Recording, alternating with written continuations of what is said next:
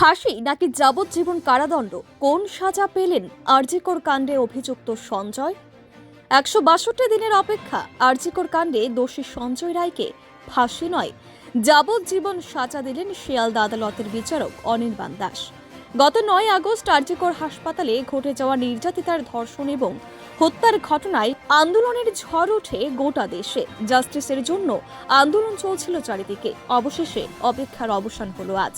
এই ঘটনায় ধৃত সিভিক ভলান্টিয়ার সঞ্জয় রায়ের ফাঁসির দাবি জানিয়েছিল অনেকেই। তবে আজ সেই মামলায় দোষী হিসেবে সঞ্জয়কে আমৃত্যু কারাদণ্ডের নির্দেশ দেওয়া হলো, সঙ্গে ৫০,০০০ টাকা জরিমানা, অনাদায়ে হবে আরও ৫ মাসের জেল।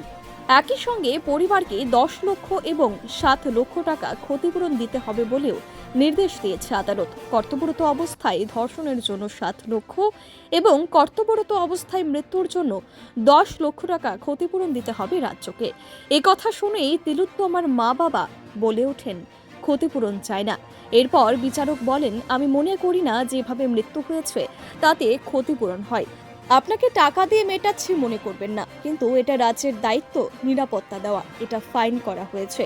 এদিন রায় ঘোষণার আগেই বিচারক তিলোত্তমার মা বাবাকে হাত জোর করে বসতে বলেছিলেন। তারপর সব পক্ষ তাদের সব বক্তব্য শেষ করে আদালতে। পরে রায় ঘোষণার পর বিচারক তাদের উদ্দেশ্যে বলেন, যা মনে হয়েছে বিচার করেছে। বারবার ফাঁসি চেয়েছিলেন তিলোত্তমার মা বাবা। তার মা বলেছিলেন, এমন মানুষের বেঁচে থাকার কোনো অধিকার নেই। তবে এদিন মৃত্যুদণ্ডের নির্দেশ দেয়নি আদালত। বিচারক আমৃত্যু কারাদণ্ডের সাজা শুনিয়েছে। Bureau report, PV north east.